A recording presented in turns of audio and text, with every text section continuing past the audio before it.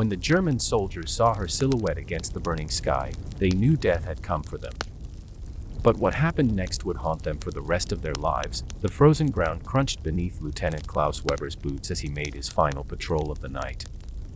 It was February 1943, and the bitter Russian winter had turned the Eastern Front into a hell of ice and desperation. Klaus pulled his coat tighter, cursing the wind that cut through even the thickest German wool. Behind him, his squad of 12 men trudged through the snow, their breath forming ghostly clouds in the sub-zero air. "Sir," whispered Sergeant Mueller, his voice barely audible above the howling wind. "Listen." Klaus stopped, raising his hand to halt the patrol. In the distance, a low droning sound drifted across the frozen wasteland. Every German soldier on the Eastern Front knew that sound, the coughing, sputtering engines of Soviet Pa-2 biplanes. The aircraft the Russians used for their terror raids in the dead of night. "Nachwechseln," muttered Private Schmidt, using the German nickname for the Soviet night bombers. Night witches, Klaus felt his stomach tighten. The night witches were different from other Soviet pilots. They were all women, flying ancient Canvas-Anwood biplanes that were nearly silent when they cut their engines for bombing runs. They struck without warning, disappeared into the darkness, and left behind nothing but destruction and terror. But tonight would be different. Tonight, Klaus would discover that some night witches carried more than just bombs. 3 miles away, Senior Lieutenant Anna Neshidimova adjusted her leather flying helmet and checked her instruments for the final time. At 22 years old, she was one of the most experienced pilots in the 588th Night Bomber Regiment, the unit the Germans called the Night Witches. Her Pa-2 biplane, nicknamed Silent Death by her ground crew, had completed over 200 combat missions. Anna herself had become something more than just a pilot. She was a sniper, a tank killer, and according to German intelligence reports, one of the most dangerous women on the Eastern Front. Her navigator, Lieutenant Yelena Kozlova, studied the map in the cockpit behind her.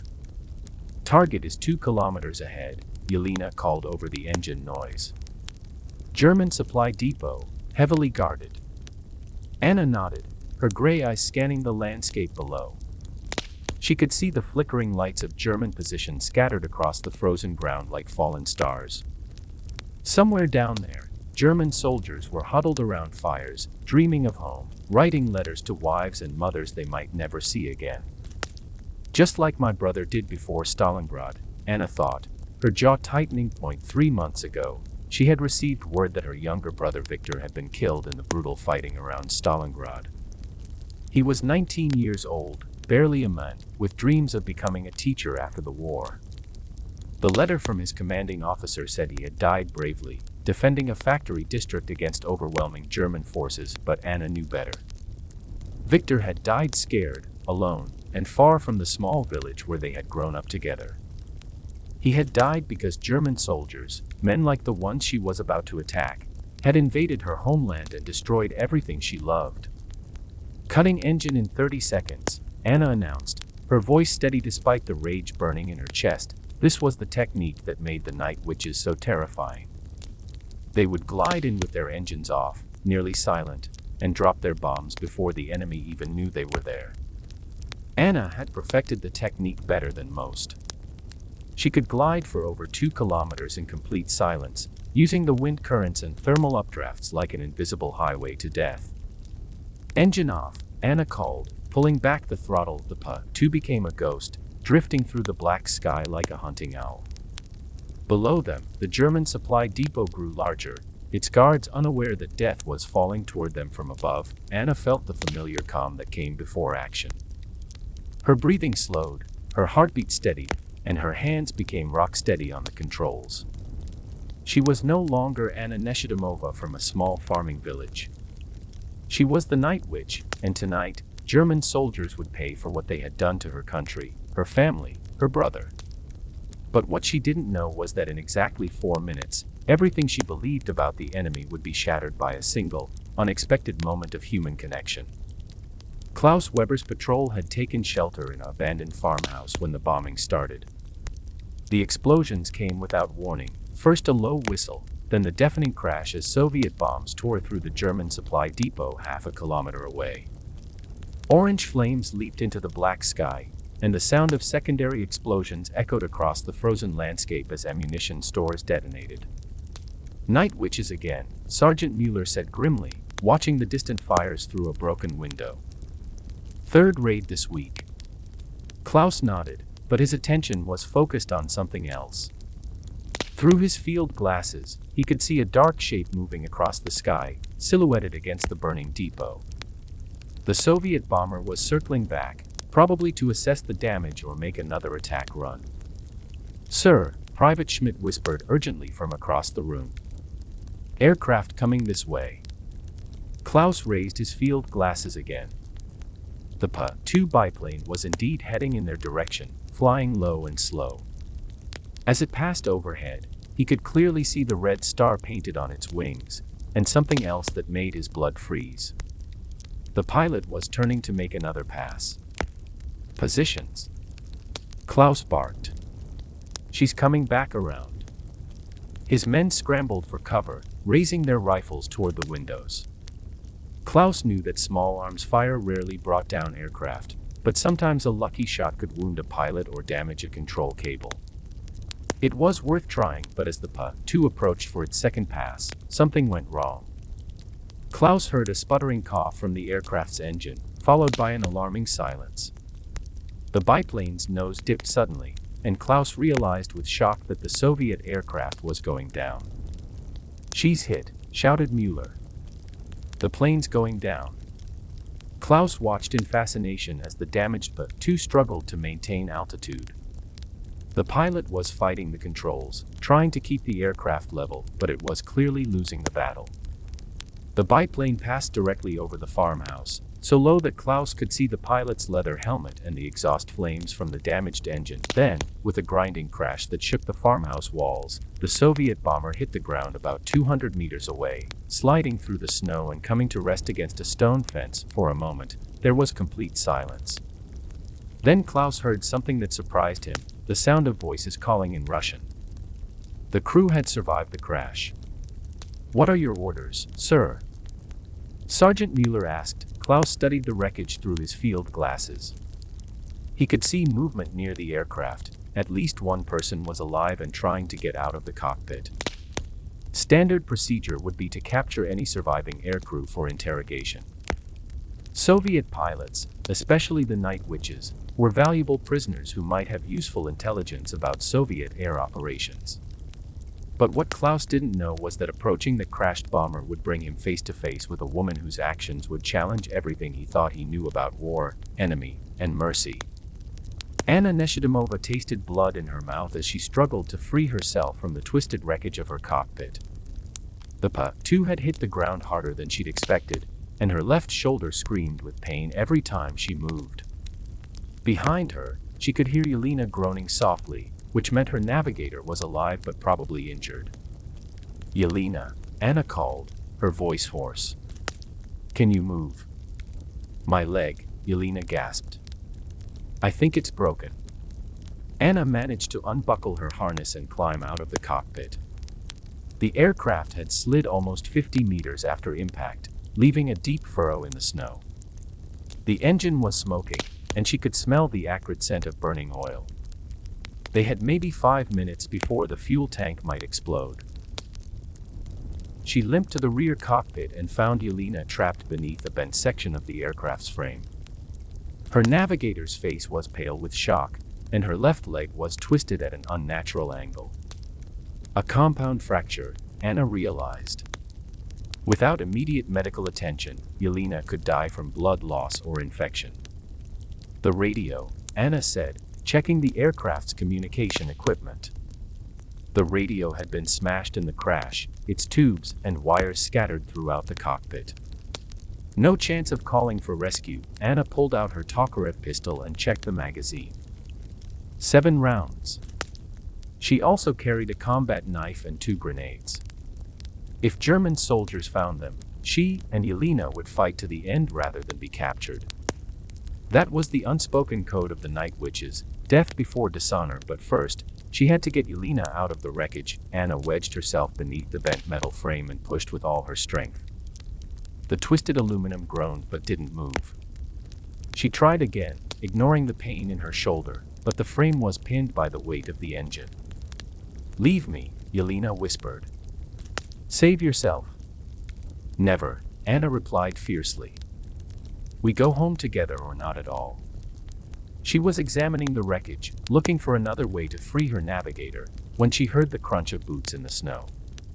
Anna spun around, raising her pistol, and found herself staring at a German patrol. 12 soldiers in field gray uniforms were advancing toward the crash site, their rifles ready but not yet aimed. The officer leading them was young, maybe her own age, with intelligent blue eyes and a thin beard. He raised his hand, signaling his men to stop about 20 meters away. For a long moment, nobody moved. Anna kept her pistol trained on the German officer, knowing that she might get off 2 or 3 shots before they killed her. Behind her, Yelena was struggling to reach her own sidearm. This was it. This was how the night which Anna Neshidimova would die, in a meaningless firefight beside a crashed bomber, with her best friend bleeding to death in the wreckage. But then the German officer did something that Anna would remember for the rest of her life. He slowly lowered his rifle and took a step forward, raising his empty hands. "Sprechen Sie Deutsch," he called in German. "Do you speak German?" Anna stared at him, her finger still on the trigger of her Tokarev. She did speak some German. She had studied it before the war, hoping to become a teacher like her brother. But admitting that felt like a betrayal, the German officer tried again, this time in broken Russian. "Your friend, she needs help, yes." Anna felt her world shift slightly. The enemy was concerned about Yelena. Why would a German soldier care about the welfare of a Soviet aircrew member? "She is injured," Anna replied in German, her voice barely above a whisper. The German officer nodded and turned to speak quietly with his men. Anna caught fragments of the conversation, words like medic and wounded and help. What kind of game were they playing?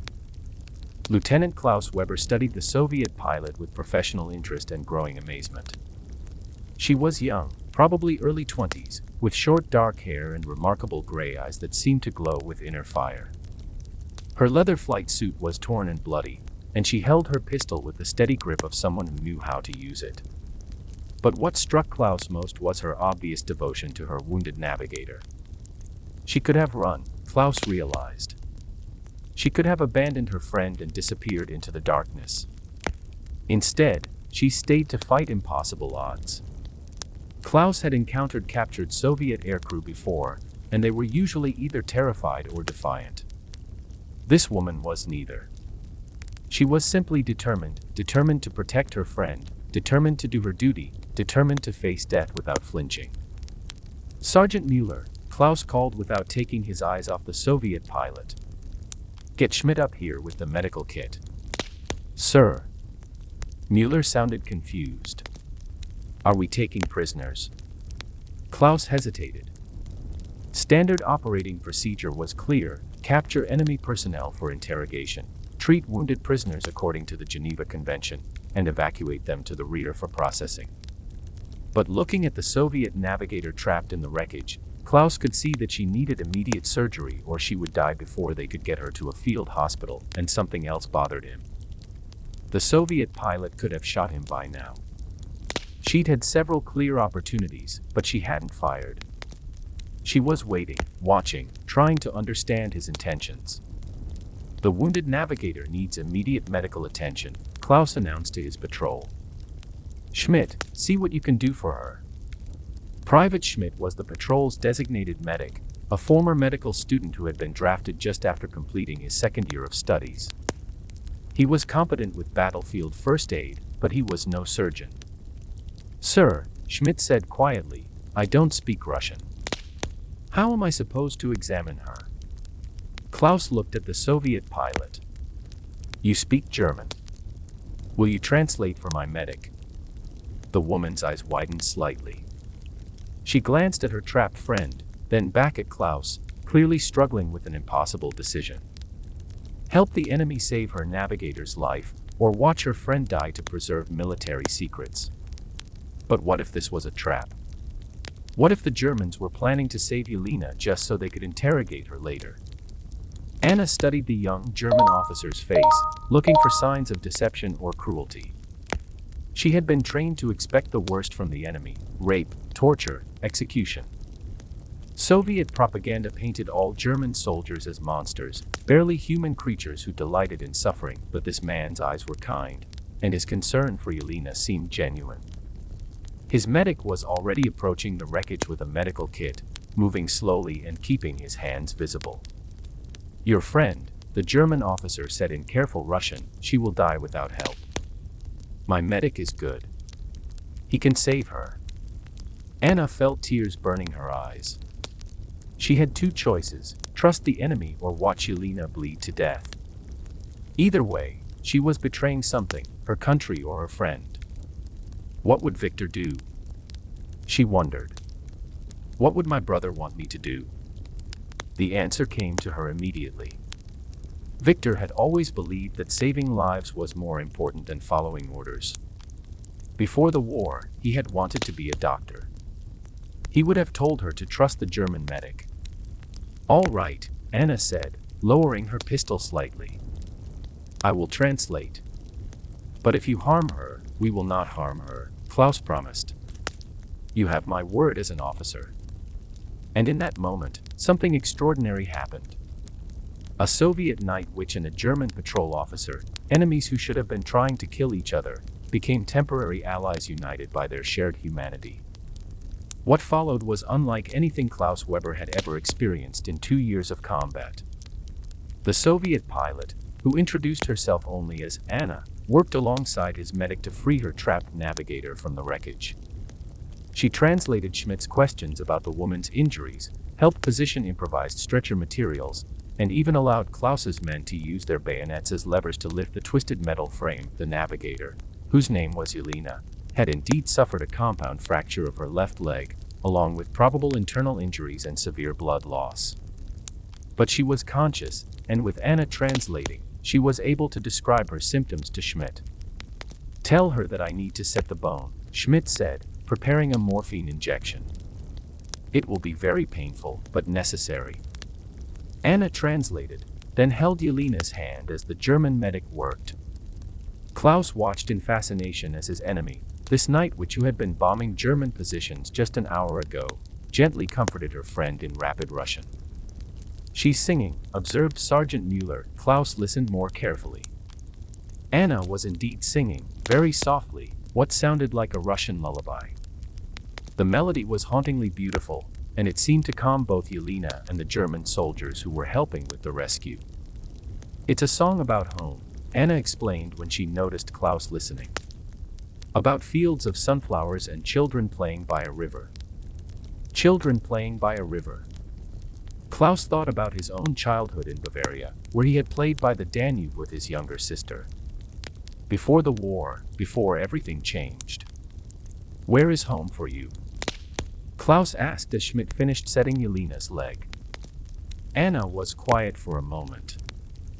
"A small village near Kursk.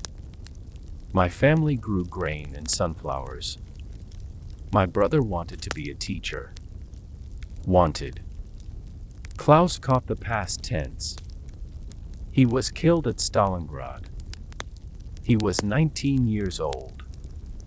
Klaus felt something cold settle in his stomach. His own unit had fought at Stalingrad. It was possible, even likely, that German soldiers under his command had killed Anna's brother. "I am sorry," he said quietly. Anna looked at him with those remarkable gray eyes. "Your soldiers?" Klaus nodded reluctantly. "We were there. I lost many friends in that battle. Then we have both lost people we loved." The simple truth of it hit Klaus like a physical blow. This woman, this enemy pilot who had been bombing his positions, was mourning her brother just as Klaus mourned his fallen comrades.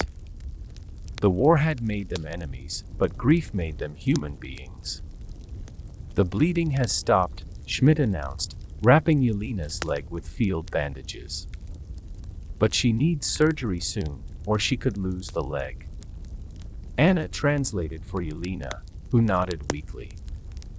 The morphine was taking effect, and the navigator's pain was manageable now.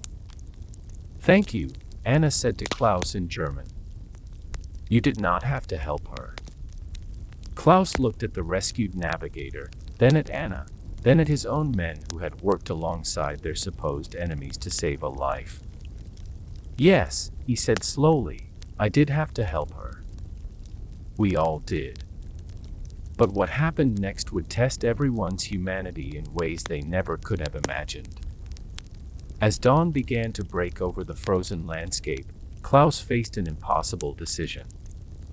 Standard military procedure required him to take Anna and Yelena prisoner and transport them to the nearest German field headquarters for interrogation.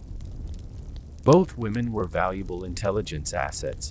Anna was clearly an experienced combat pilot, and Yelena might have knowledge of Soviet air operations, but Yelena was in no condition to travel, and moving her could kill her. She needed immediate evacuation to a proper medical facility. Klaus studied his map. The nearest German field hospital was 8 kilometers away, a difficult march through snow and enemy territory. His patrol was already behind schedule, and carrying a wounded prisoner would slow them down dramatically. "Sir," Sergeant Mueller said quietly, "what are your orders?" Klaus looked at Anna, who was kneeling beside Yelena and speaking softly in Russian. The Soviet pilot had made no attempt to escape, even though the opportunity had presented itself several times during the rescue operation.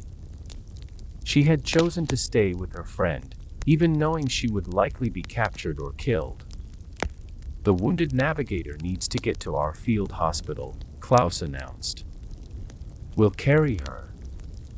"All of us, sir?" Mueller asked. "That's a long way with a stretcher." Klaus nodded. "All of us. We started this together, we finish it together." Anna looked up from Yelena's side. "You would do this? Carry your enemy to safety?" Klaus met her gaze. "I would carry an injured person to safety. Enemy or not." Anna stared at him for a long moment, then did something that none of the German soldiers would ever forget. She slowly removed her leather flying helmet and set it on the ground, then placed her Tokarev pistol beside it. "I surrender myself to your custody," she said formally in German. "I place my life and the life of my navigator in your hands." Klaus felt his throat tighten. The gesture was more than symbolic, it was an act of complete trust. Anna was placing herself at the mercy of the enemy, gambling that Klaus was the kind of man who would honor his word to protect her and Yelena. "You have my word," Klaus replied, "that you will both receive proper medical care and treatment as prisoners of war according to the Geneva Convention." Anna nodded solemnly. "And you have my word that we will not attempt to escape or resist while under your protection." Sergeant Mueller and the other soldiers watched this exchange with expressions of amazement and confusion. They were witnessing something unprecedented, a formal agreement of mutual trust between enemies in the middle of a war zone. "Sir," Private Schmidt said hesitantly, "the other men are going to think we've lost our minds." Klaus picked up Anna's helmet and pistol, then handed them back to her. "Keep these. You may need them if we encounter Soviet patrols." Anna stared at the returned weapons in disbelief. "You trust me with a loaded pistol?" "You had chances to shoot me during the rescue," Klaus replied. "You chose not to. I believe you will continue to make honorable choices." And with that simple act of returned trust, Klaus Weber unknowingly created a bond that would echo through both their lives for decades to come. The journey to the German field hospital became a strange pilgrimage of shared humanity. Klaus's men took turns carrying Yelena's improvised stretcher, while Anna walked beside her friend, constantly monitoring her condition and keeping her conscious with quiet conversation. As they trudged through the snow, Anna began to talk, first just translating Yelena's medical needs, but gradually opening up about her life before the war.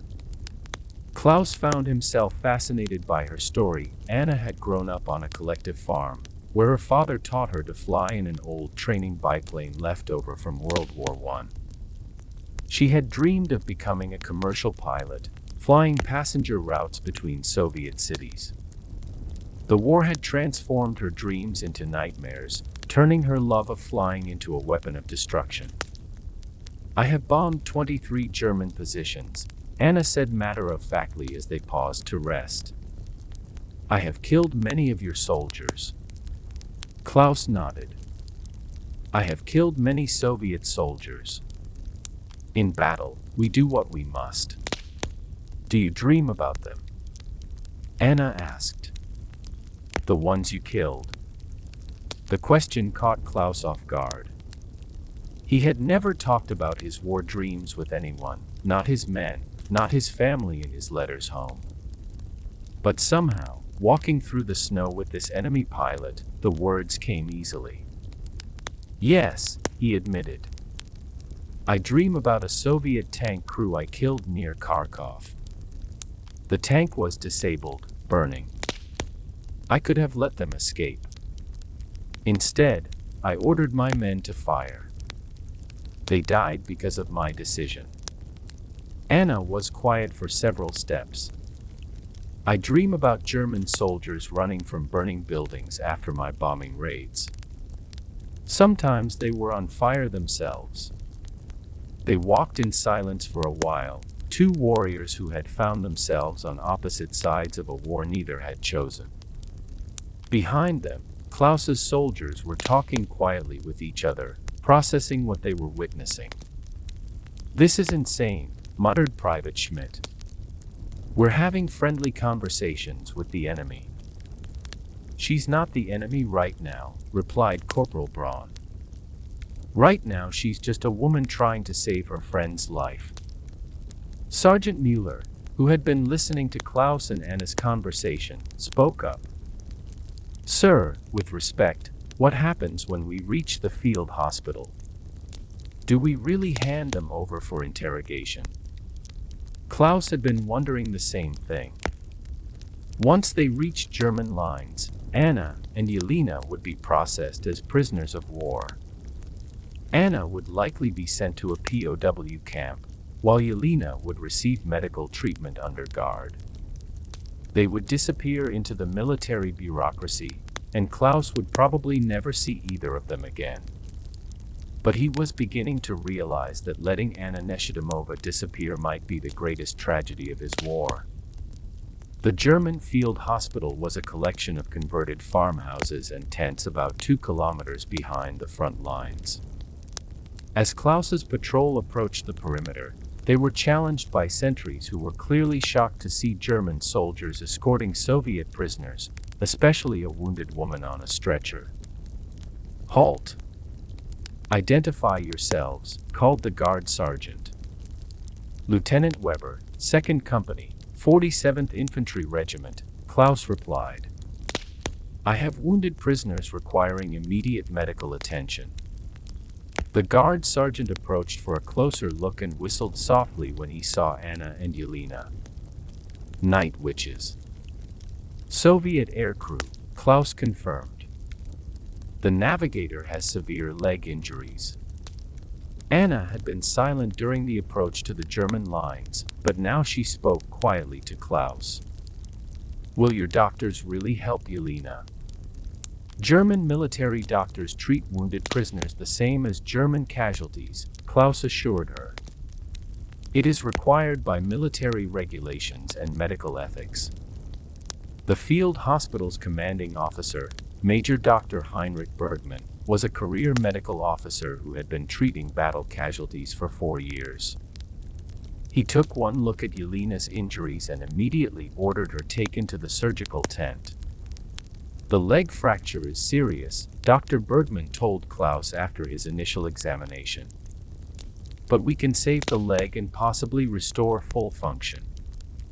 She was fortunate that your medic stabilized her properly." Anna stood outside the surgical tent, watching through the canvas walls as German doctors worked to save her friend's life. Klaus remained with her, partly because he was responsible for both prisoners, but mostly because he couldn't bring himself to leave. Lieutenant Weber, Dr. Bergman said, emerging from the surgical tent. "I need to speak with you privately." They walked a few meters away from Anna before the doctor continued. "That Soviet pilot speaks excellent German. Where did she learn it?" "She studied it before the war," Klaus replied. "She wanted to be a commercial pilot." "Interesting. I studied Russian before the war. I wanted to be a medical researcher, possibly work in Moscow or Leningrad." "War changes everyone's plans, doesn't it?" Klaus nodded, wondering where this conversation was leading. "The thing is," Dr. Bergman continued, "I've been observing the Soviet pilot's behavior. The way she cares for her wounded friend, the way she trusted you enough to surrender her weapons, the way she's been cooperating with our medical staff. This is not typical behavior for captured Soviet aircrew." "What are you saying, sir?" "I'm saying that pilot is an extraordinary human being. And I'm wondering what you plan to do about it." Klaus felt his chest tighten. "I plan to follow regulations, sir. Both prisoners will be processed according to standard procedures." Dr. Bergman studied Klaus's face carefully. "Lieutenant, in 4 years of war, I have treated thousands of casualties, German, Soviet, Romanian, Hungarian, Italian. I have learned to recognize the difference between people who are evil and people who are simply caught in an evil situation. And that pilot is not evil, Lieutenant. Neither are you. But the situation you're both in is genuinely evil, and it's about to destroy something precious." Klaus looked back at Anna, who was still watching the surgical tent with anxious eyes. "What do you suggest, sir?" "That depends. How much do you trust her?" The question hit Klaus like a physical blow, because he realized with sudden, startling clarity that he trusted Anna Neshidimova more than he had trusted anyone in months. While Yelena underwent surgery, Klaus found himself sitting with Anna in the field hospital's waiting area, a drafty tent equipped with rough wooden benches and a small heating stove. Around them, German wounded were receiving treatment, their groans and conversations creating a background of human misery. Anna had been watching everything with the trained eyes of an intelligence officer, Klaus realized. She was memorizing details, the number of wounded, the types of injuries, the condition of German medical supplies. Information that could be valuable to Soviet commanders, but she was also clearly worried about Yelena, checking frequently with the medical orderlies for updates on the surgery. "Lieutenant Weber," Anna said quietly, "may I ask you something?" "Yes." "Why did you help us?" "Your military regulations required you to capture us, not save my friend's life." Klaus had been asking himself the same question. "I don't know," he admitted. "When I saw your friend trapped in that wreckage, dying, I couldn't just walk away. Even though we are enemies." "Are we?" Klaus looked at Anna seriously. "You could have killed me several times during the rescue. I could have left your friend to die in the wreckage. Neither of us made the choice that war says we should make." Anna was quiet for a moment. "My brother Victor used to say that war makes people do terrible things, but it cannot make them into terrible people unless they choose to become terrible. He said the war could kill him, but it could not kill who he was inside. He sounds like he was a wise man. He was a boy who wanted to teach children how to read," Anna replied sadly. "The war killed him before he could become a man." Just then, Dr. Bergman emerged from the surgical tent, removing his blood-stained surgical gloves. Both Klaus and Anna stood up immediately. The surgery was successful, the doctor announced. The leg will heal properly, and she should regain full function. She will need several weeks of recovery, but your friend will be fine. Anna's eyes filled with tears. "Thank you," she whispered in German. "Thank you for saving her life." Dr. Bergman nodded, then looked at Klaus meaningfully. "Lieutenant, I need to discuss prisoner processing with you. Privately." They stepped outside the tent, where the doctor immediately got to the point. "Lieutenant, in about 4 hours, a prisoner transport convoy will arrive to take your captives to the POW processing center at Minsk. Once they're in that convoy, they disappear into the system." "That's standard procedure, sir." "Yes, it is. But Lieutenant, I've been a doctor for 15 years, and I've learned to recognize something important. I can tell when someone has the potential to save lives rather than take them." Klaus frowned. "I'm not sure I understand. That Soviet pilot in there. She has medical training, field medic level, at least. She understood every procedure we performed during the surgery, and she asked intelligent questions about post-operative care. More importantly, she cares about saving lives, not just following orders. What are you suggesting?" Dr. Bergman looked around to make sure they weren't overheard. "I'm suggesting that some prisoners are more valuable as human beings than as intelligence sources. I'm suggesting that good people shouldn't be fed to the meat grinder of war unless there's no alternative." Klaus felt his pulse quicken. "Are you recommending that I violate direct orders regarding prisoner processing?" "I'm recommending that you consider all your options before making a decision that cannot be undone." And suddenly, Klaus Weber found himself facing the most important choice of his entire life. That evening, as the sun set over the frozen battlefield, Klaus made his decision. He found Anna sitting beside Yelena's recovery bed, talking softly in Russian. Yelena was awake and alert, her leg properly splinted and her color much better. "Anna," Klaus said quietly, "I need to speak with you privately." Anna looked up, immediately alert.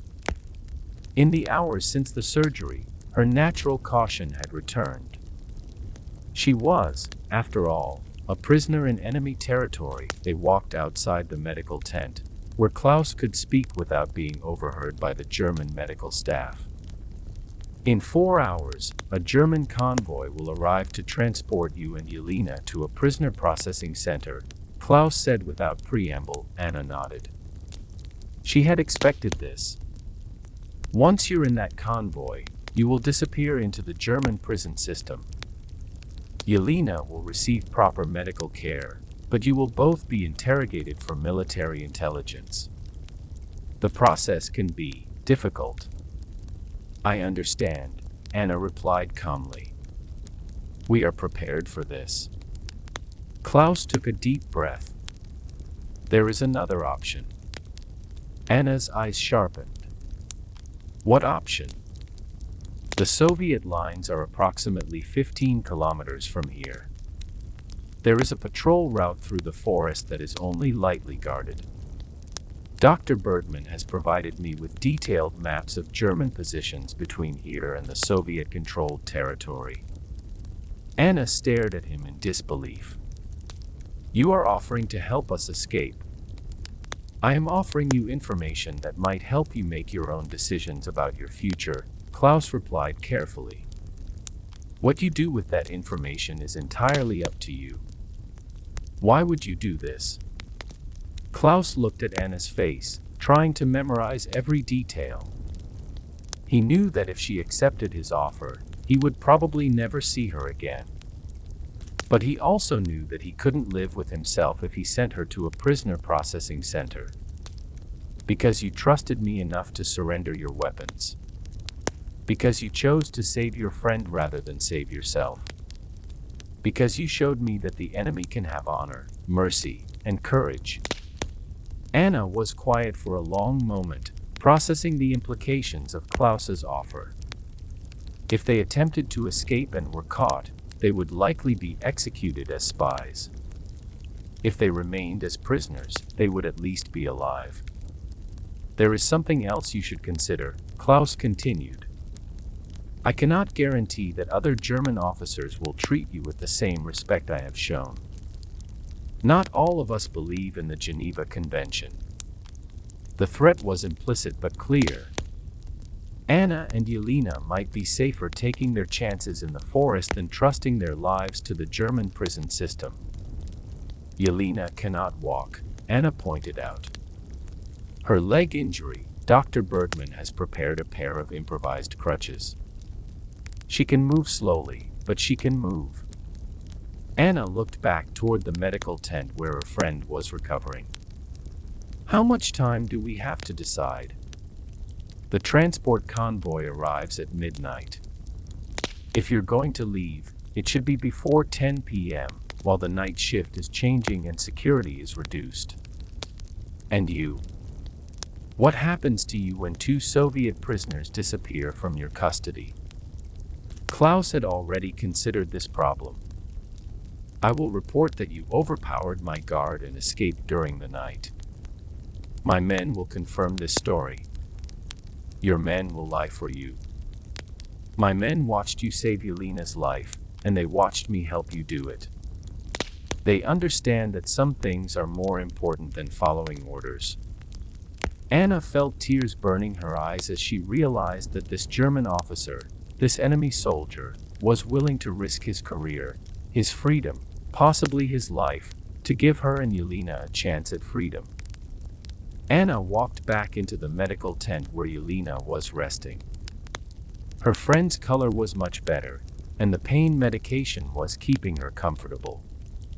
But Anna could see the worry in Yelena's eyes. What did the German officer want? Yelena whispered in Russian. Anna sat down beside the bed and quietly explained Klaus's offer. As she spoke, she watched Yelena's expression change from surprise to disbelief to something that might have been hope. He would do this for us? Yelena asked. Risk his own safety to help Soviet aircrew escape. He says he would. Do you trust him? Anna thought about everything that had happened since the crash, Klaus's decision to help rescue Yelena from the wreckage, his treatment of both prisoners with dignity and respect, his willingness to return her weapons as a gesture of trust. Yes, Anna said slowly. I trust him. Then we have to try, Yelena said firmly. Anna, if we go to a German prison camp, we may never see home again. But if we can reach Soviet lines, you can barely walk, Anna pointed out. The journey will be dangerous and difficult. I can walk, Yelena replied with determination. I can walk home. Anna nodded. The decision was made. She found Klaus outside the tent, studying the night sky. We accept your offer, she said simply. Klaus felt a mixture of relief and terror. Relief that Anna had chosen freedom over the false safety of captivity. Terror that he was about to commit what any military court would consider treason. Dr. Bergman has prepared a medical kit with supplies for Yelena's recovery, Klaus said. Also food and water for 3 days. There is a compass, maps of German positions, and winter clothing. How do we repay such kindness? Anna asked. Klaus looked at her seriously. Promise me that if you survive this war, you will remember that not all German soldiers were monsters. Promise me that you will tell people that enemies can choose to be human beings. I promise, Anna replied solemnly. Klaus reached into his coat and pulled out a small wrapped package. Also, I have something that belongs to you. Anna unwrapped the package and found her leather flying helmet, the one she had placed on the ground when she surrendered. But Klaus had done something to it. He had carefully embroidered a small sunflower on the leather, using yellow and green thread that he must have taken from the medical supplies. You said home was a place with sunflower fields, Klaus explained. So when you get there, you will remember this day. Anna stared at the embroidered helmet, her vision blurring with tears. The simple gesture represented something almost impossible, an act of artistic creation in the middle of a war zone, a German soldier creating beauty for a Soviet pilot, an enemy taking time to honor her memories of home. I will never forget this, Anna whispered. I will never forget you. And with those words, Anna Neshidimova and Klaus Weber created a bond that would transcend the war, transcend nationality, transcend everything that was supposed to make them enemies. At 9:47 p.m., 13 minutes before the night guard shift change, Anna helped Yelena limp out of the medical tent and into the darkness behind the field hospital. They moved slowly, carefully, using the improvised crutches Dr. Bergman had prepared. Klaus had provided them with German winter coats over their Soviet uniforms, making them less visible against the snow. Klaus met them at the edge of the hospital compound, carrying a pack with the supplies he had promised. The patrol route I mentioned runs along that tree line, he whispered, pointing toward a dark forest about 500 meters away. Follow it northeast for approximately 8 kilometers, then turn due east. You should reach Soviet territory before dawn. Anna strapped on her flying helmet with its embroidered sunflower. What about German patrols? There is one checkpoint at the 4-kilometer mark.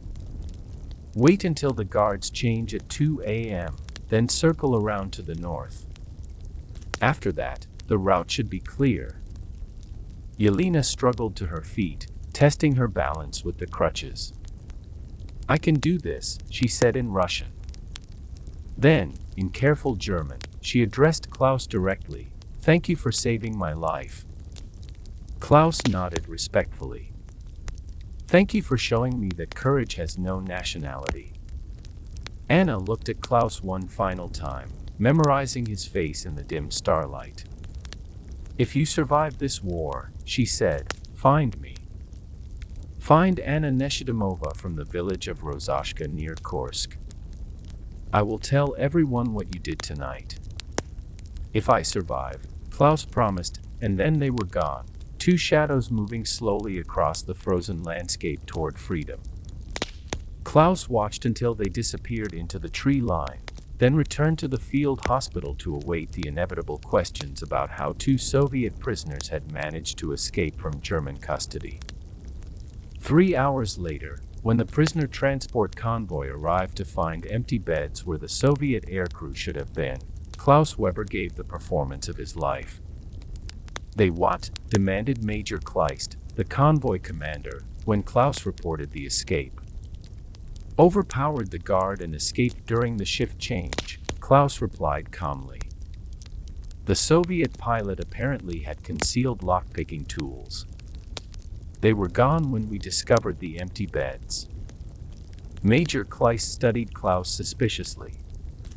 And you didn't think to post additional security on valuable prisoners?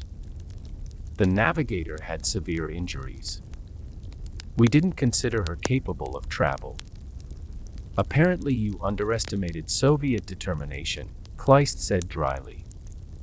This will require a full investigation, Lieutenant. Both prisoners were intelligence assets. Klaus nodded.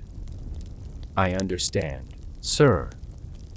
I take full responsibility for the security failure. The investigation lasted 3 days. Klaus and his men were questioned separately, their stories examined for inconsistencies. But the patrol members supported their officer's account, and Dr. Bergman testified that both prisoners had been properly secured in the medical tent. The Soviet pilot was obviously more resourceful than we realized, Dr. Bergman told the investigating officer. She may have had training in escape and evasion techniques. In the end, Klaus received a formal reprimand for insufficient security precautions, but no criminal charges were filed.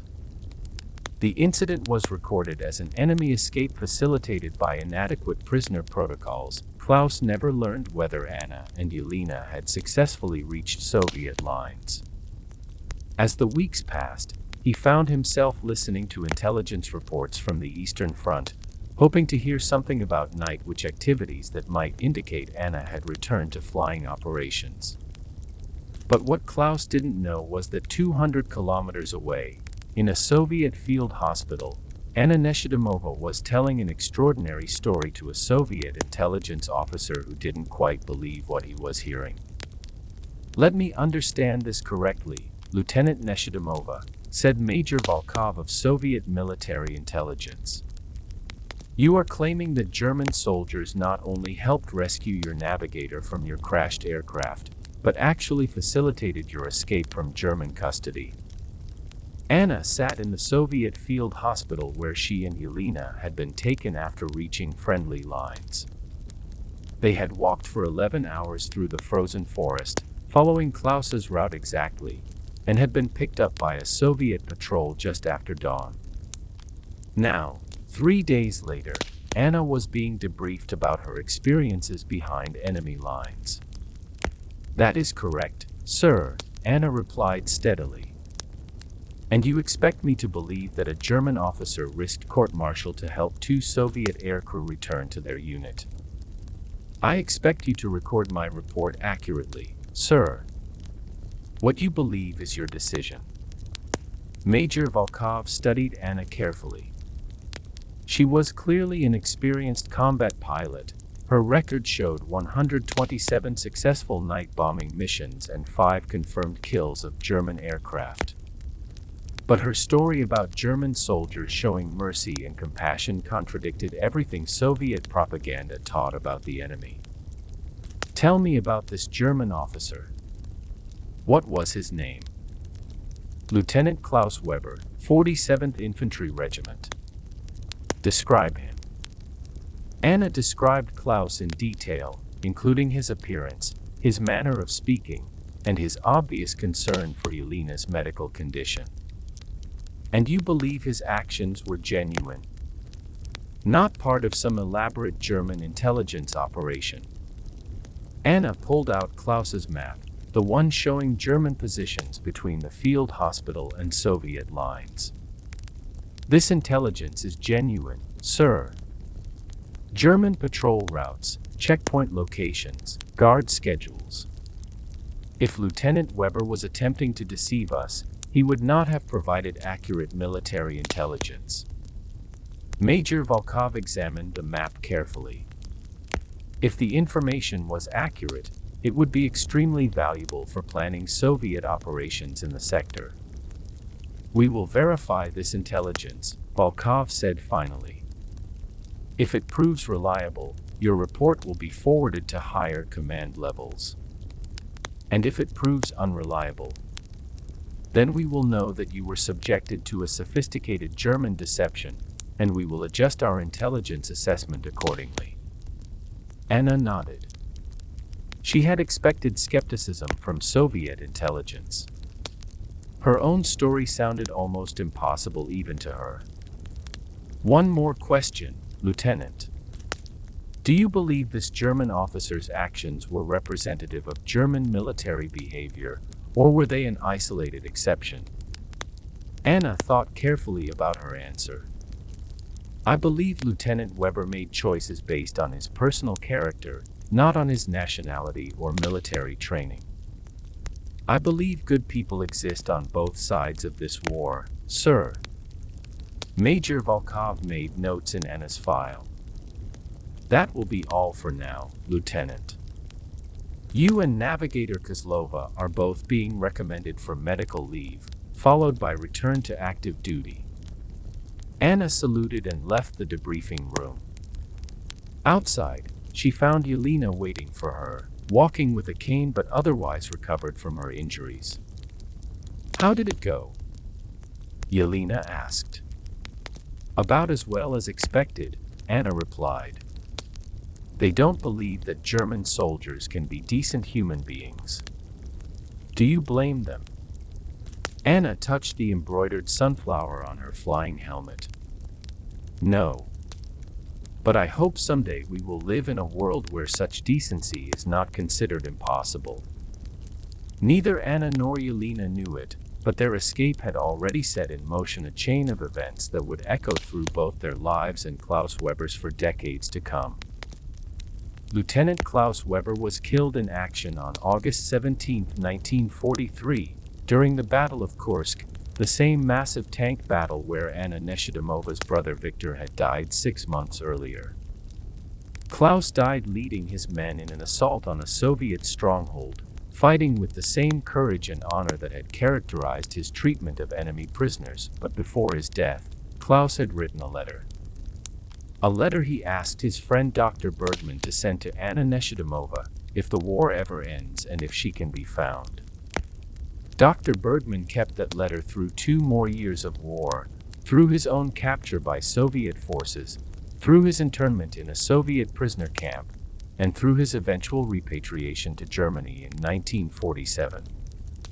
And when he finally returned home to Munich, Dr. Bergman began the long process of trying to find a Soviet pilot named Anna Neshidimova from a village called Rozhashka near Kursk. It took him 3 years.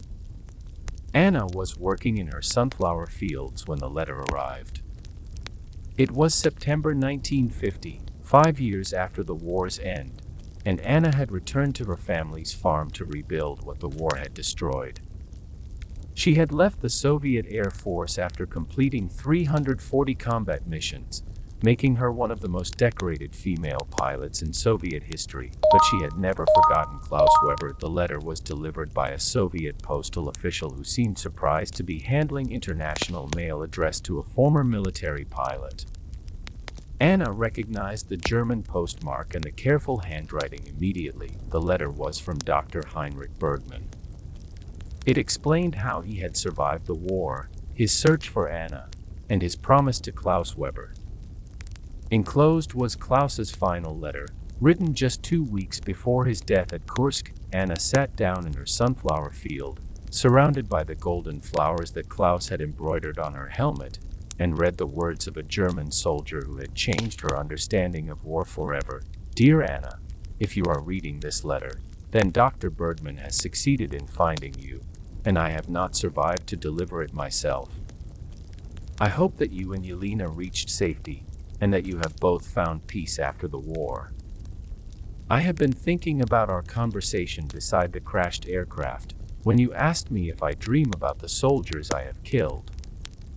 I told you then that I do dream about them. But since meeting you, I have new dreams as well. I dream about the possibility that former enemies might become friends, that people who were forced to fight each other might choose instead to build something beautiful together. Your brother Viktor wanted to be a teacher. You told me he believed that war could kill him but could not kill who he was inside. I have been thinking about that idea, and I believe he was right. War cannot kill the essential goodness in people unless they choose to let it die. I want you to know that helping you and Yelena escape was the most important thing I did in this war. Not because it was strategically significant, but because it was humanly significant. It proved to me that decency can survive even in the worst circumstances. If you survive this war, please remember that not all German soldiers were evil.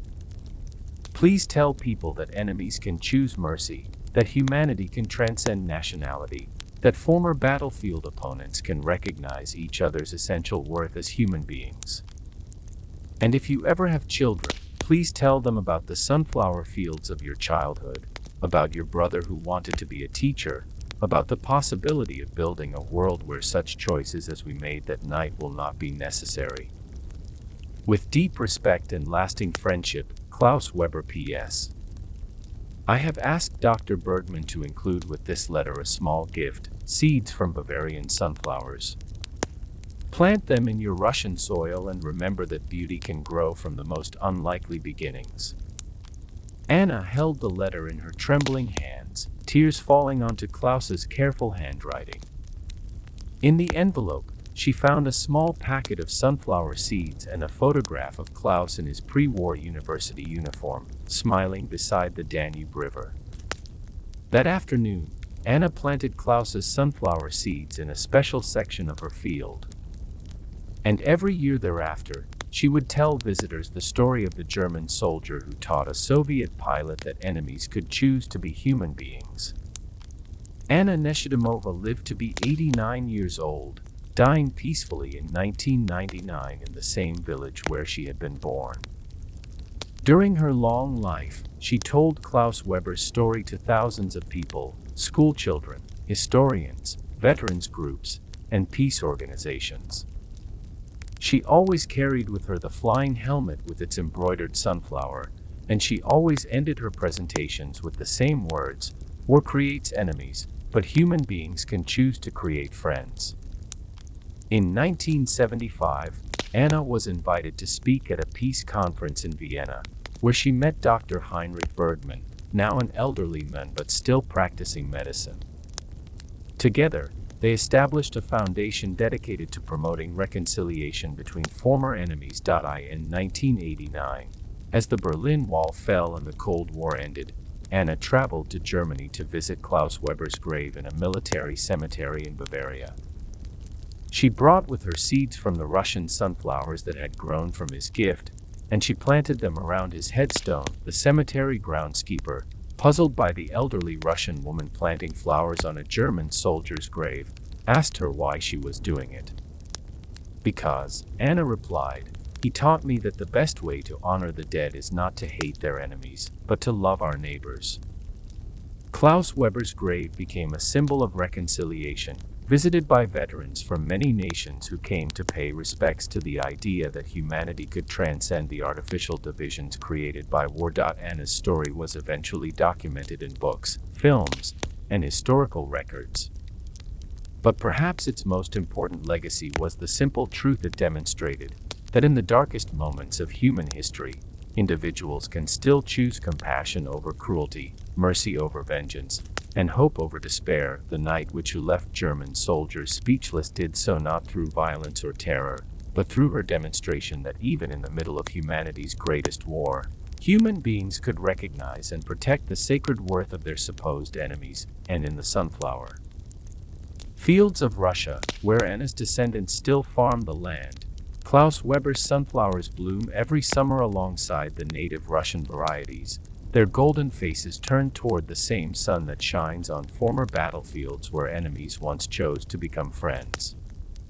Some victories, Anna always said, are won not by defeating the enemy, but by discovering that there was no enemy to defeat, only human beings who had been told to hate each other, but who chose instead to love. This is the story of Anna Neshidimova, the knight whose greatest victory was not destroying her enemies, but discovering their humanity.